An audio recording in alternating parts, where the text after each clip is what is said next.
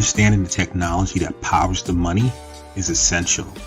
Knowing the business drivers that inspire how the money is made is crucial. Bridging the gap between the mind of the technologist and the mind of the business is monumental. That is what TBF is all about. Let's start this never-ending conversation. It's time.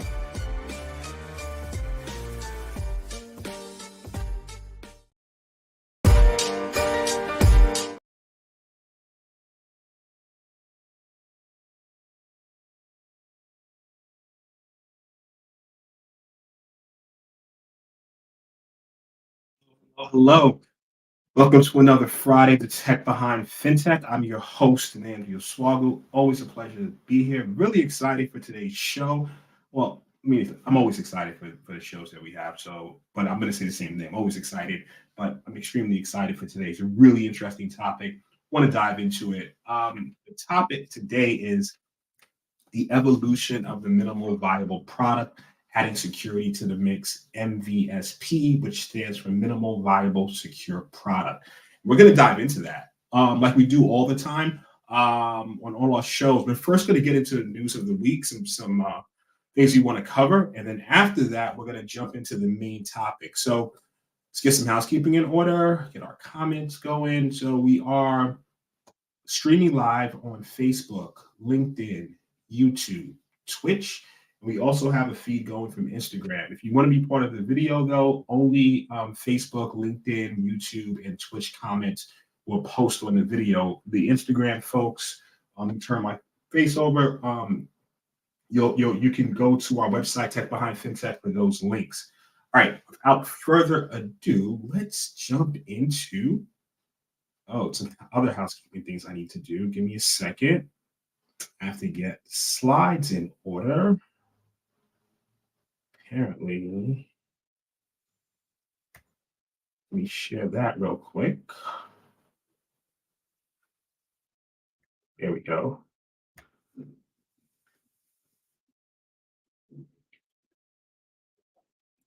Processing. Nice. All right, cool. All right, yeah, like I said before, just comment in, and we love comments, love the questions. Really appreciate the DMs, behind the scene messages, and so forth.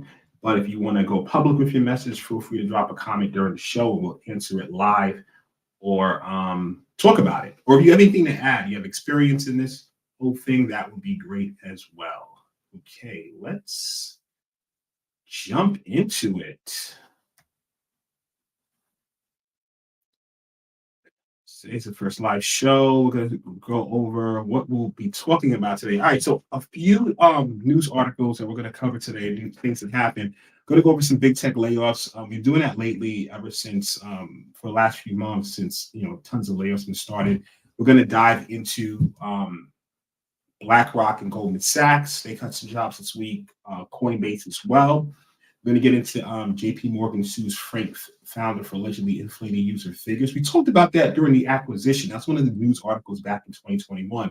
So the recent turn of events completely surprising. And we're going to talk about some stats from the global fintech funding in 2022 last year that came out. So without further ado, all right, first things first. Let's jump into the site we've been looking at for the last few weeks. This is more so like technology companies in general. Interesting site. Lending Club in the San Francisco Bay Area laid off 225 people. It's a fintech finance, 14% of their staff. I'm going to really just go into like more peer. Brazilian company. They have also offices in Brazil and New York. It looks like 39% of their staff. Blockchain.com, 28% of their staff. Greenlight in Atlanta, fintech, 104 people, 21% of their staff. Scrolling more in the finance.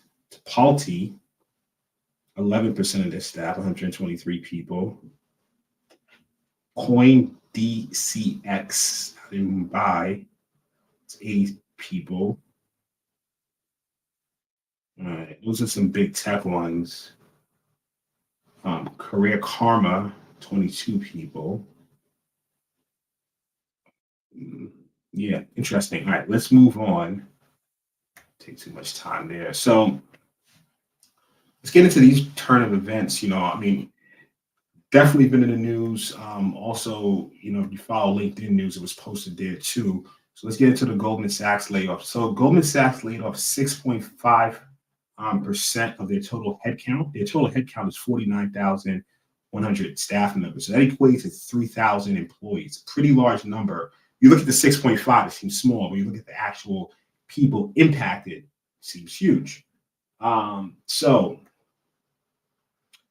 most of the bank's departments were affected for the cost-cutting drive. Investment banking and global markets divisions got it the worst. Similar story we've been hearing a lot, right? So during the pandemic, they went on a hiring spree. This is a story we've been with different companies. Like it was just huge hiring sprees during the 2020 pandemic. They brought on more than 10,000 jobs. And now that market conditions change, and they sought to capitalize on that's why they brought on people. But now the impact, because of the current market situation, they're laying off 3,000. So of that 10,000 people, they're laying off 30%. Next is BlackRock. They cut 500 staffers, or a little under 3% of their workforce worldwide. The asset management firm's revenue fell 15% last year in the first 9 months. Insider reports state that deal making slowed down and the market took a dive. The assets under management, AUM, fell by 1.5 trillion during that period. The CEO, Larry Fink, wrote in a memo, the move aims to adapt our workforce to align even more closely with our strategic priorities. This is the last round of layoffs that happened as similar to this was in 2019. So layoffs happening in Goldman Sachs and BlackRock. Let's move on to Coinbase. So Coinbase cut 950 jobs. So next, let's get some notes from the story. So they're saying because of the crypto market downturn, so it's two things that hitting them at once, right? The crypto cycles, the crypto winter, plus the broader economic downturn. They said that over the past decade, tech firms have to focus on growing headcount as a metric for success. And that going forward, the firm will shift its focus on boosting operational efficiency. So, and another thing I want to talk about with them is they seem to run they run these scenarios every year. They run different revenue scenarios, bull, base, or bear. They said that became clear that Coinbase would need to reduce expenses to increase its chances of doing well in every scenario, and that there was no way to reduce our expenses significantly enough without considering changes to headcount. In addition to this headcount, last week they got fined $50 million for compliance failures. The New York State Department of Financial Services, DFS, slapped the crypto platform Coinbase a $50 million penalty for significant compliance failures. In addition to the $50 million fine, the firm has been ordered to invest an additional $50 million into its compliance program over the next 2 years. So here's the results of that, right? So it's two whammies at once. I mean, this one with the layoffs, but now last week they got also fined. So 50 million was the fine. They have to in order to invest another 50 million in their compliance department. So the DFS found that Coinbase Bank Secrecy Anti-Money Laundering, AML for short, including its Know Your Customers KYC transaction monitoring system, suspicious activity reporting, and sanctions compliance systems were inadequate for a financial services provider of Coinbase's size and complexity. The agency claims these failures made Coinbase vulnerable to serious criminal conduct, including fraud, money laundering, suspected child sexual abuse material unrelated activity, and potential narcotics trafficking. The failure exposed the Coinbase platform to potential criminal activity, requiring the department to take immediate action, including the installation of an independent monitor. So they're going through a bunch of stuff. We didn't look at their share price, but I'm sure that is impacted as well. All right, let's move on. This next story, right? Really interesting. So JP Morgan, they acquired a company called Frank back in September 2021. We actually, similar how we talk about news, we talked about that acquisition during that time. I distinctly remember this story because I remember talking about it. So Frank, right, the whole goal of it, why they acquired it, they wanted to deepen their relationship with college students, which is a key demographic that they're going after. They said the deal at the time was giving it a fast-growing college financial planning platform used, they thought was used by more than 5 million students at 6,000 institutions. It also provided access to the startup founder, Charlie Javis. So she joined the bank as part of the acquisition. So come to find out, the millions of users that they thought that this company had, they didn't. How did they find that out? So they sent marketing emails to a batch of 400,000 customers. You essentially have these users, and then about 70% of the emails bounced back, the bank said in a lawsuit filed last month. So it came out that, allegedly, I always use the word allegedly until someone is proven actually guilty. They said that instead of gaining business with 4.25 million students, the site had fewer than 300,000 customers. JP Morgan in the suit alleged that the CEO first asked her engineering chief to create fake customer details using algorithms. When he refused, she found a data science professor at a New York area college to create the accounts. The bank also included incriminating emails between the unnamed professor and Javis in its suit. They said that Javis had allegedly asked the professor, will the fake emails look real with an eye check, or better to use unique IDs? So what's the summary right now, right? So essentially, allegedly, we have a company here, it's a fintech company. They are a financial services platform for college planning. They part of the whole deal was they have, over 4 million, 5 million users. JP Morgan comes out, they send about, once they own it now, so it's been like a year. They own it, they try to send, okay, we're going to marketing emails, because the whole point of the acquisition, they want access to the underlying users, of course. Emails bounce back. They start investigating. Turns out that these users are fake. They own the platform. When you own the platform, you own all corporate emails. They start digging deeper. They find out that allegedly the CEO contacted the college professor, some data science person, and they created all these fake accounts. So now they want their money back. Crazy story. It kind of reminds me of the whole Elizabeth Holmes story in that fraud. But we'll see what happens. We'll see how this thing turns out. Like I said, it's allegedly right now until guilt is actually proven. But the question I have is, what happened to the due diligence process, right? You're acquiring a firm. They say they have these users. How would you test it? I mean, it's a lot of question marks around the due diligence process in this particular acquisition. And can this be caught? Also, what's the impact on future acquisitions? What are some of the things or hurdles that a company, a smaller fintech, will have to go through to get acquired? And let's say that they have real customers. So a lot of questions around that I'm interested to see. Actually sounds like a potential idea to how do you verify? It's a way to verify, real users from fake users. Who would think that someone's going to do this? But it's, now that it's happened, it has to be investigated in the future, or during the due diligence process. It has to be tested again. So, pretty interesting stuff. All right, where do we have next? So this last article found this one interesting. That's the beauty. Like sometimes when you go into the new year, you start seeing stats from the previous year. So it looked like overall the fintech market funding decreased. I mean, we expected it. We see where the economy's going. Layoffs happening. A lot of things you started to see that in 2022 and so forth.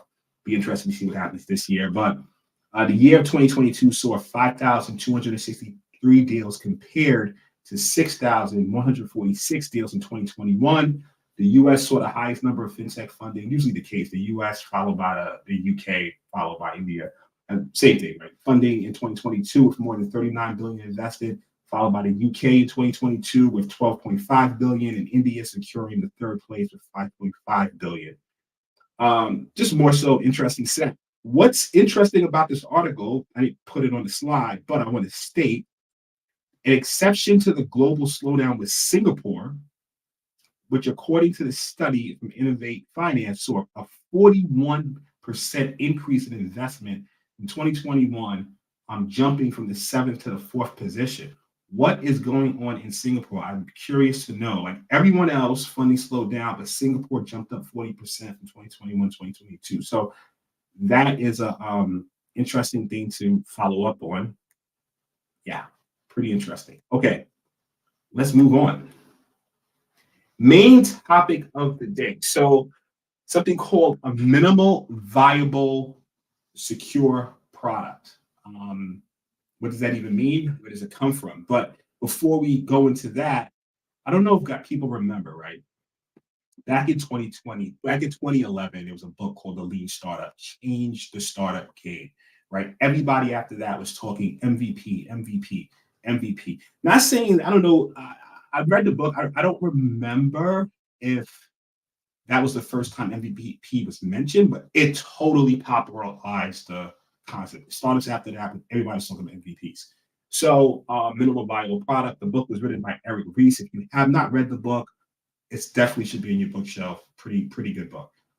Neither here nor there. So that was the minimal viable product. What that basically is a version of a product with enough features that is usable, but the whole idea is to test it with real customers. So you have the startup idea, you build a framework, you basically it's even deeper than wireframes. You actually have a tangible product that people can pay money for without the full feature set. That's the whole concept of an MVP.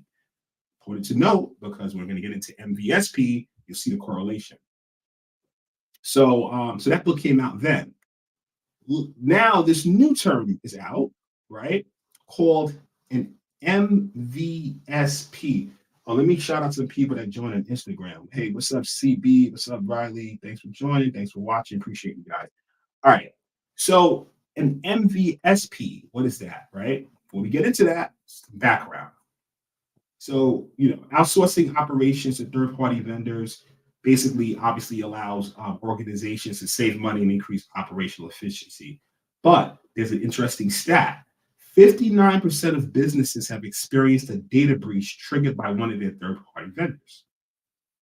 So the question starts to remain, right? What's in the due diligence process? How does that even work? A bunch of companies got together, Google, Slack, Okta, Vanta, and others, and Salesforce. And what they started to say was, listen, we have all of these questionnaires and different security frameworks that we want our vendors to fill out, right? Because you want the vendors to fill out so that you can ensure that they have some sort of standard security, and that will mitigate the risk. Obviously, based on the stat that 59% of supply chain attacks, or 59% of these breaches came from supply chain attacks. So they basically created, right? Coordinate together and created a minimum bar to say, you know what? We're going to standardize this across the industry, and this will help us simplify the third-party validation. That whole thing they created is called an MVSP, a minimal viable secure product. It's pretty interesting, and we're going to give some resources on that as well. So what is it? It's not, if you're familiar with other frameworks like SOC 2, like NIST CSF, like the CIS benchmarks. All those are pretty robust, right? Even if you deal with credit cards and payments, you get into PCI DSS and things of that nature.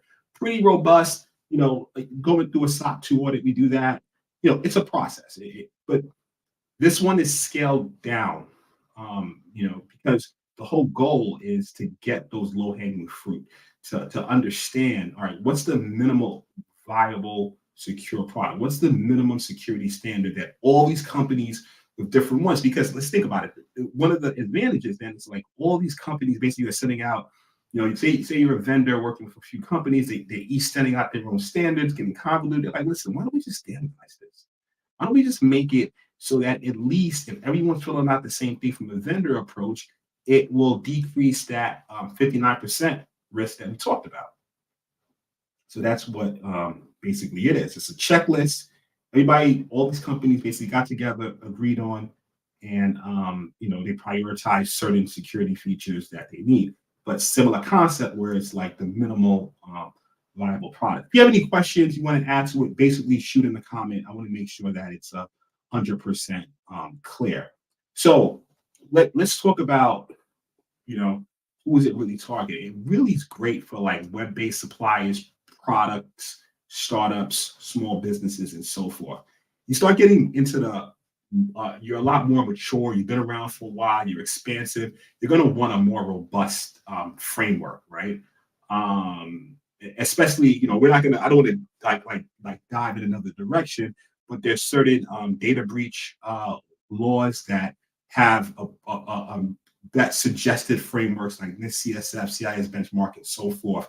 I don't think this will necessarily cover that, but as we talked about in other shows, sometimes with the whole security thing, you want to shore up your low-hanging fruit, basic stuff, because sometimes that's what gets a lot of companies that don't have the resources for a fully robust security program. So once again, I'm going to keep repeating it so it can stick in. It's also on the slide, but if you're listening to this on the podcast, because we not only this is visual, but sometimes we podcast. Minimal viable secure product, MVSP. All right, so that's what it is. It's not as robust as other ones like SOC 2, NIST, CSF, and so forth. Okay, let's get into the controls. So here are the basic controls. There are four categories of controls with the minimal viable secure product. The first one is the business controls. And that basically defines core business aspects of the security, such as compliance against industry standards, penetration testing, incident handling, and more. Next, we have the application design controls. So the application design controls discuss how the application interacts with the user and business processes, single sign-on, password policy, logging, etc. Application implementation controls. Implementation covers how the application is connected with other infrastructure layer and measures areas like data flow diagrams, sensitive data exposure, and time to remediate vulnerabilities. Next, we have operational control category. And hold up, let's get there. So that covers physical access, logical access, and third party. So these are control categories. These are not, underneath each category is a whole slew of controls. But it's minimum. It's not, when I say minimum, that doesn't mean it's like one or two, right? It's a good number, but it's not as robust as other frameworks that we have in the industry, like SOC 2, NIST, CSF, and so forth. So that's really the differentiating factor. So but it allows you now to start embedding security early on in the process. Working with different firms over the years, startups and everything. Everyone talks about the biggest thing is time. We're going to get to market. Let's launch an MVP or let's launch this version. You don't see startups early on thinking about security. The main time they think about security is when they're going after a customer and then the customer starts to request some sort of due diligence, RFP, or sends a questionnaire. What this allows those companies with limited resources to do is to have this ready prior. So at least when you're going after new customers or you're going after these types of filling out some RFP due diligence, you have this set of questions answered that's standardized across the industry. So that's really the benefit when you look at these controls. Now, as you mature, it's important to state, you want to have a more robust security posture. You want to expand your cybersecurity program, similar to an MVP, right? You have a startup, you put out an MVP, you're going to eventually want to add more features. You're going to want to expand your feature set. But for right now, you want to experiment, you want to test it, you want to see and find out, are people going to actually buy this? Are people going to use it? Are we going to get new users? So we're going to get feedback. They're going to say, we're going to adjust the feature set. Think about security in the same manner. You know, you start off here and then you want to expand. Important to note with the MVSP, and we're going to give a site where you can find out some more information. I'll plug that into the comments. It's not static, right? These companies that created it, they meet every year and they update it where necessary. So it's not something that you do in 2023 we're in, right? And then it's just going to remain there for the next 10 years. No, it's going to be updated, which is good because things are constantly moving. New threats are being constantly discovered. Different ways to protect against those threats are being discovered. So being static will render you obsolete. So that's important to note with the minimal viable secure product. All right. Next, how do you get started with the minimal viable secure product? What are some of the use cases? All right, let's do the audience here a favor. And what I'm going to do, I'm going to add a comment right here. So the comment will be posted on LinkedIn, Twitch, YouTube, and Facebook. For my Instagram people, you have the website and our website, Tech Behind FinTech. You can find the links to the shows. I think one of my Twitch accounts, there was an error. Okay, that's fine. But it got posted to, I don't think it got posted to LinkedIn for some reason. That's strange. All right, we could circle back on that afterwards. All right, so the question, all right, use cases, how do you get started? Yeah, so there's a website, right? MVSP.dev. That's the website. It gives more information on it. It's open source. It's the questionnaire itself. So, like I said, a couple of different ways this can help you get started. So, requests for proposals, RFPs. Let me rewind. This is really great for product-driven organizations, fintechs, product-driven, and so forth. It can really help. It can be really beneficial with this process. So, request for proposals, a universal baseline for vendor selection, simplifies the job of sourcing teams. The MVSP checklist, part of the RFP process, will help people measure a vendor's cybersecurity baselines without complicating the assessment process. And it's good they mentioned that, because as you complicate it, people don't fill it out. It gets convoluted. You want a simple approach. They fill it out, and you understand. Okay, and it helps. Like, you are only as strong as your weakest link. So if you're a company, you have a bunch of vendors and they have access to your data, and one of those vendors get compromised, it could potentially impact you. Target, right? Remember that years ago, right? I think the vendor that ironically got compromised was even a technology company. It was an HVAC company, right? But once again, they had to hook up to their system for some reason. They got compromised, trickle effect, it impacted them. So this would have helped that in terms of their vendor due diligence, so you can ensure that your third-party vendors with access to your data or your systems have a minimum standard set. Self-assessments. Smaller businesses that are not mature enough to afford extensive compliance efforts such as SOC 2, NIST, etc., can use the MVSP as a baseline to ensure their MVP security posture. The MVSP being the baseline for cybersecurity maturity, but help startups and smaller businesses showcase how they are compliant with baseline security guidelines. Let's talk through that. So, your small business, your startup, the option is not to not think about security. That's not the option, right? Because a lot of companies, we're not thinking about that. We just have to go live. We'll handle that later. No, that's not the option. The option is, why not get a minimum set? Why not, so you can start embedding security early, so you can limit exposures. Plus, your potential customers or clients will love to see that, because it shows that at least you're thinking about it and it protects them. Third-party security, security. So this goes hand in hand with the RFPs and the vendor due diligence in a sense, but so the other side now. This is the larger company attempting to triage their vendor security posture.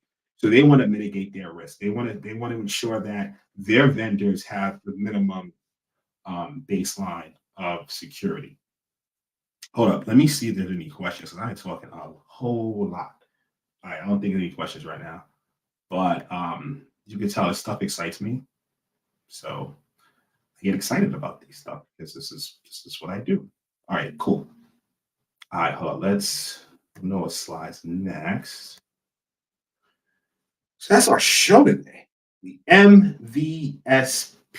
So this show is sponsored by Strategic Generation, providing security assessments, penetration testing, and also SOC 2 services. And we have a special offer today. Special offer. The MVSP, remember what I said? It's a questionnaire. What if there was an automated compliance solution that hooks into the MVSP? So you can now not only fill out some information, but you can leverage your APIs to your cloud environments, to your, a lot of the companies that will leverage the MVSP are cloud first. All of it hooks up into all these different cloud environments, and questions are automatically answered or detected to see if you have to remediate certain issues. So we have a special offer going for that, towards that solution, free for 2 months. Yes, I said the word free. Free. So how do you learn more about it? Easy. Contact the sponsor. Email their automated assistant, Lisa, at Strategic Generation. And then you can get access to this MVSP compliance automation tool for 2 months for free, nothing to lose. I would email Lisa at Strategic Generation to learn more about that. Offer special until January 31st, 2023, important to note. So, yeah, man, it's pretty interesting though. Because, obviously you can fill out the questionnaire, but why not automate it? Why not have a tool that'll hook into your different, public cloud environments, HR systems, and different, so instead of just going through answering the questions, now it's automated. It's an MVSP compliance automation tool. It's a special offer. It went hand in hand with the show topic. Win-win. Hope you take advantage of it. Okay, what's next on the plate? That's it. That is today's show. Let's remove it. Let me wait a second. Let me see if there's some comments, some questions around it. And I like to pause, because sometimes what happens, I've been noticing, I'll end the show, and then when I'm closing out, someone drops a comment and I don't get to post their comment because the show's ended. So I'm just going to give it a second. I'm going to look and see who joined us on all these platforms that we're on in that time period. Same people on Instagram. And I'm going to chill for a second. So, all right. Looks like we are golden today. But yeah, look it up. I mean, it's pretty cool if you really think about it, right? Because now, as a vendor, especially in the fintech side, you're small, you're just starting, and you're working with all these companies, and everybody's requesting a different questionnaire. Being on the other side of having to fill those out, you're filling out 20, 30, it gets really annoying. I mean, in general, that's why I like having a framework aligned. It makes life a lot easier, because instead of filling out their questionnaires, like if you, for instance, got SOC 2 compliant, boom, you can send them your SOC 2 report. It has a lot of those questions in it. You don't have to duplicate efforts. And then you can, it's some various tips I could talk through that, because It definitely is a time-consuming task if you have to, work with 10 different companies, or you're going after customers and you're filling all these questionnaires. So having this minimal viable secure product is pretty awesome. But obviously, like I said, for small organizations, without the resources to have an expansive one, the goal is to get an expansive one eventually, so you can harden your security posture that much more. Thanks to our sponsor. Remember, free compliance tool. Email Lisa at Strategic Generation to learn more about that free offer. So nothing to lose there. So, on that note, thank you very much for your time today. Really appreciate it. If you're watching this next, a week from now, a month from now, next year, still thank you. Stay tuned for our show. We're here weekly, 12 p.m. Every Friday, EST. Thanks again. I'm out. Have a great weekend. Cheers.